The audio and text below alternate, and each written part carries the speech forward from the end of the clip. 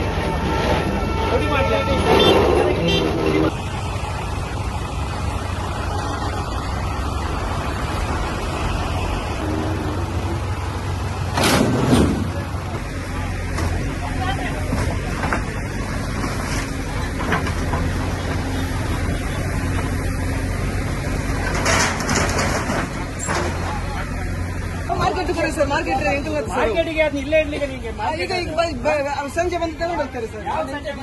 ಸಂಜೆ ಬಂದು ಒಂದು 1000 ಸ್ಕ್ವೇರ್ ಫೀಟ್ ಅಂಗಡಿ ನೋಡಿ. ಈಗ ಮಧ್ಯಾಹ್ನ ಮತ್ತೆ ನಾವು ಬರ್ತೀವಿ.